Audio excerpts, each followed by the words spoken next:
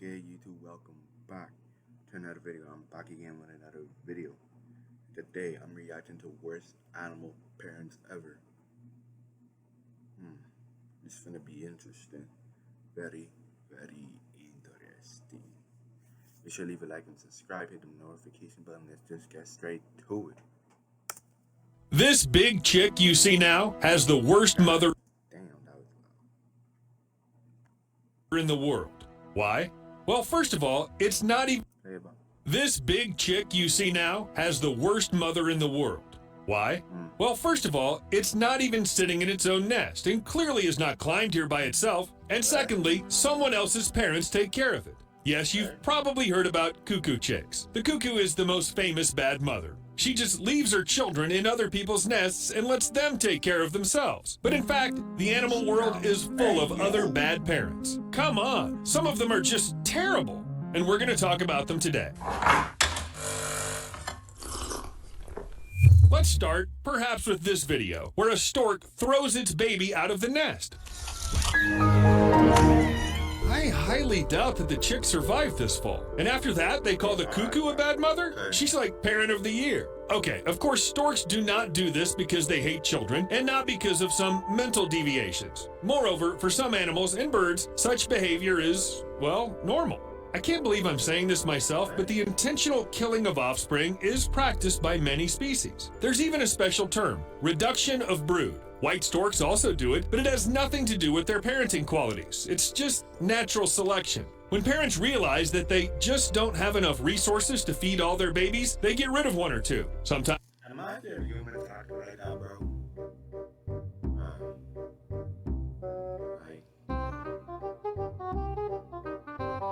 It would have been crazy, bro. Just chilling, bro. Chilling with your siblings, bro. And then, like, your parents, they snatch your soul, they take your life. Just because they had a life, all you and your siblings, man. That's crazy. they choose the weakest ones. But sometimes everything happens by accident. Nothing personal, just survival instincts. And now take a look at these photos. I warn you, they can shock you.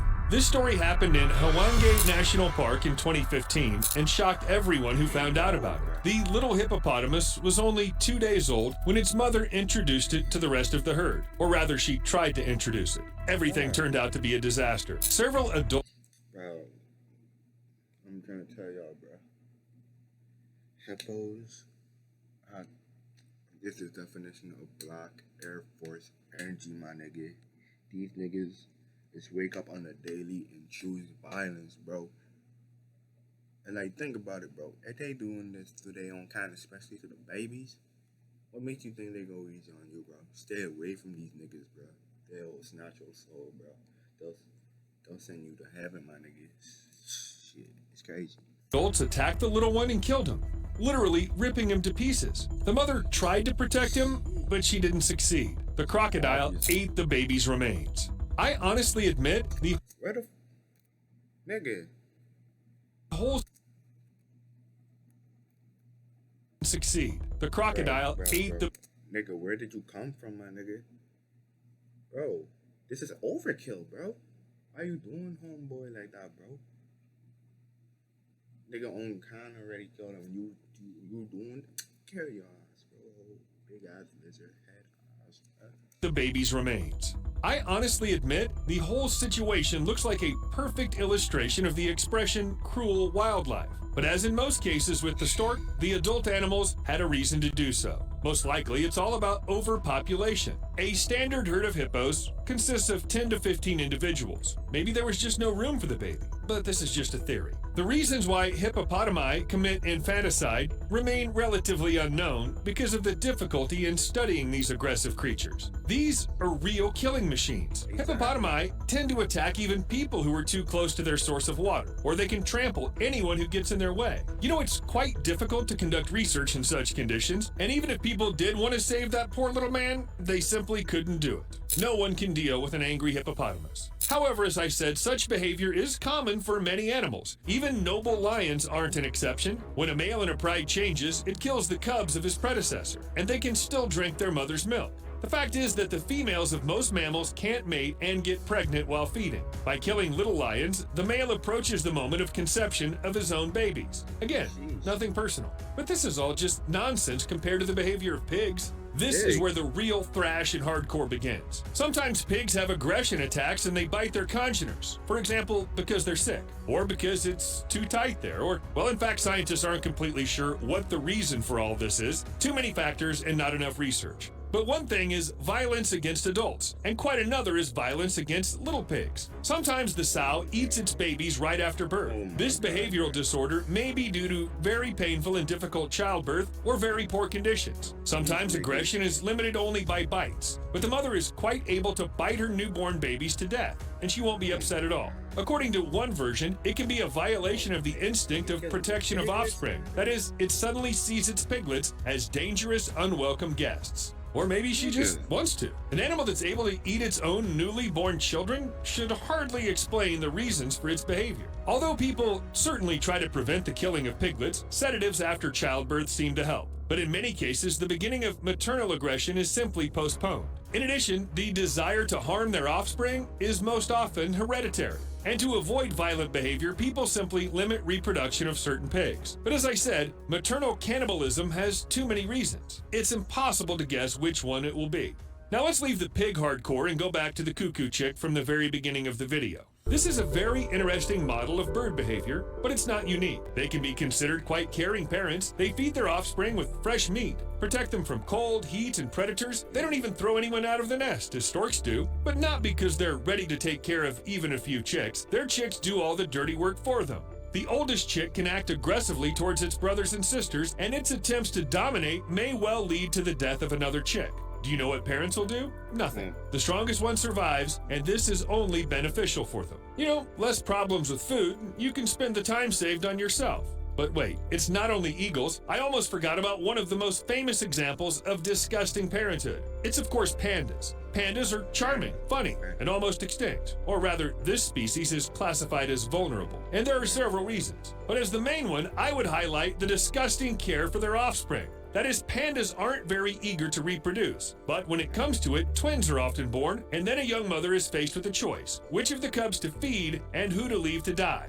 Yeah, you got that right. Most often, the chance to survive is given to the first baby. Panda cubs are blind, completely helpless at birth, and their weight is about 1/900th of their mother's weight. A panda mother must hold the child firmly to keep its body warm and press it to the chest to feed. So the female has to do everything for her baby, and she can't do these operations with two babies at once. So people have found a solution to the problem, of course. When it comes to the birth of twins in captivity, soon after birth, caretakers take one of the babies, deceiving the mother and making her think that she only has one child. And yes, the panda easily believes it. One baby, two babies, who cares? What time do we eat? The twins are changed up to 10 times a day to maintain the illusion of a single panda baby. One of the cubs is almost always with the mother, and the other is kept in an incubator and eats formula. This way, both babies have the opportunity to survive, and their mother, well, she has some sweet water, so everyone's happy. By the way, what about fish and inhabitants of water bodies? Well, everything's pretty strange here too. When a young perch is born, their father guards the territory, circling around the fry and holding them together. And he also provides protection from potential predators. In short, he behaves like an exemplary parent. After a few days, most of the fish swim away, and at this moment, the male changes behavior. Instead of protecting the rest, he treats them like any other small prey and just devours them. You're either very fast or very dead. But okay, these are just perches. They can hardly be called intellectual. They're not like dolphins. Dolphins would never do such a thing. They would never do that. Let me guess, right? they would.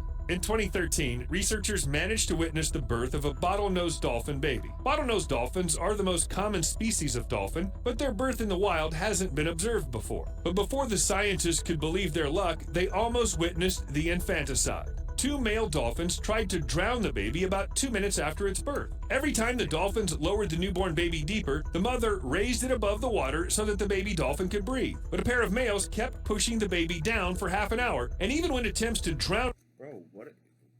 Why? Bro, y'all niggas think dolphins cute, bro. They don't play, my nigga. They can kill you if they wanted to, bro. I'm telling you, bro. These niggas is run fade with sharks, bro. I heard that before. They is run fade with sharks and they win, bro. It's crazy.